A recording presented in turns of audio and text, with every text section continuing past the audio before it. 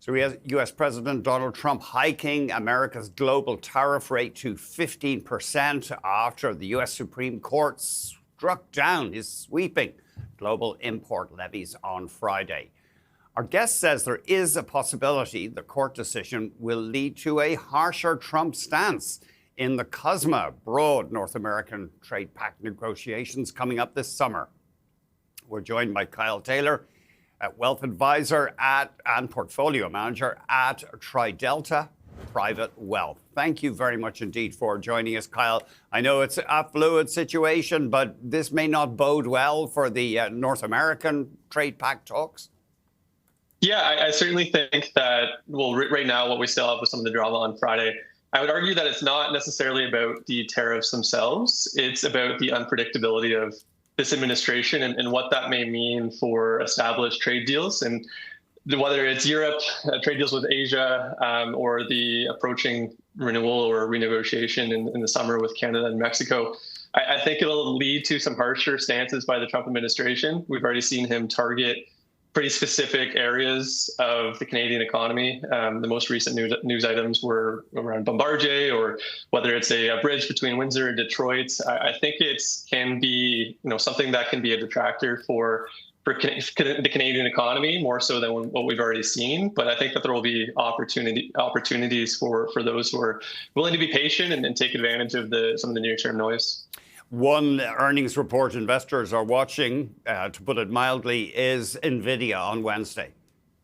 Yeah, Nvidia is, of course, 8%, I believe it is today, of the S&P. So that is obviously going to move the market one way or the other. The most recent deal was around the expanded partnership with Meta that was worth tens of billions of dollars and helped ease some of the concerns around competitors eating into the market share of Nvidia. One way or the other, I think it could be more so less about the earnings that are actually posted and more so about the management commentary and evidence of spending from other companies around Nvidia's products. Salesforce is the other one that reports on Wednesday that I'm watching for insight around the software trade, and we've seen the volatility there the past few weeks and how that's developing. Maybe we can put up a one-year chart for CRM. It is interesting. We just looked at Nvidia's chart. It is down from its high, but it's been pretty stable over the past few weeks. It has. What I mean, it's kind of the juggernaut of the market. One of the things that I've been advising clients is the fact that in 2026, or maybe it's 2027, who knows, is that the headline returns are becoming less and less applicable to what the reality is of what's going on in the market. We've been entering a scenario where, given all the concentration, particularly in the US market, Nvidia being one of the primary components of that, if the top 10 companies in that index stumble or struggle and produce negative returns, but the other 490 stocks are doing okay or pushing higher, we could still see negative headline numbers. So I think that's something that people need to be aware of. And it's another reason why we've been very active and very select with the investments that we're making as we enter and get deeper into 2026. We're looking at Salesforce. That's been a horrible stock to own over the past year, down 40%. And it is one of the most prominent software names to have been hurt by AI fears. The software story is interesting to me, and I do think that there's an opportunity there. We've certainly benefited this year pretty heavily from the rotation away from software and some of the mega cap tech stocks. And as valuations have come down and the stock prices have come down, we've been looking at some select opportunities in the software space. I think that the longer term risks are certainly real, but the speed of the drop is assuming too much disruption in the near term. You even have a lot of these AI driven companies that are saying that software will still be a primary component of what they're creating.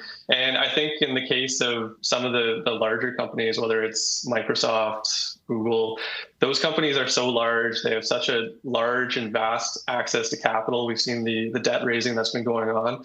They almost have this opportunity where they could potentially grow out of that disruption by just acquiring what they need, what they think is a complementary acquisition to their business and can help them trend in the right direction. So I do think that is something that there's a little bit of silliness going on, and that's something that people should be looking at. You have some stock ideas for us. Start off with Intact Financial, massive grip on the Canadian insurance market. Yeah, Intact is the latest addition to our mandate, so I wanted to highlight it. Of course, they're the largest provider of auto, home, and business insurance in Canada. They're a market leader in several provinces, but they also have specialty insurance offerings in the U.S., U.K., Ireland, and in Europe. They had a really great Q4 earnings report, beat estimates by 17%. Operating return on equity was almost 20%, which is the highest it's been since 2021. And we think that Intact is entering this new normal and capitalizing on a strong underlying profitability trend.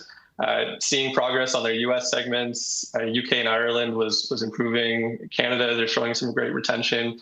What I think could be a catalyst for this stock is investors waking up to the fact that they've got a really strong track record of delivering earnings per share growth of around 10% and outperforming competitors. And their debt to capital ratio is about 16% today. Why I bring that up is I think it puts them in a good position to acquire additional share buybacks, as well as potential for acquisitions in the US and in Europe to help grow those revenues. They highlighted in their Q4 earnings that they bought back about 200,000 common shares in those 3 months. And since quarter end into 2026, they've bought back an additional 70,000 already. So clearly management is seeing some opportunity at current levels.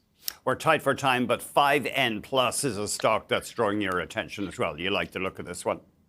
Well, 5N is something that actually was on the show back in June and I highlighted, and it's been a great addition for us. And they're based in Montreal. They're a leading producer of specialty semiconductors and performance materials. And an example of that is a highly specialized product integral in satellite launches. And the national security emphasis from the U.S. has been really favorable for them.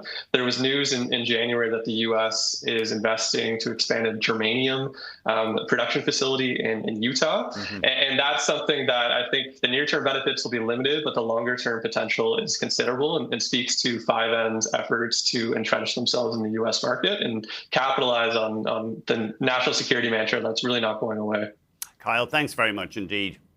Kyle Tyler, wealth advisor and portfolio manager at Tridelta Private Wealth.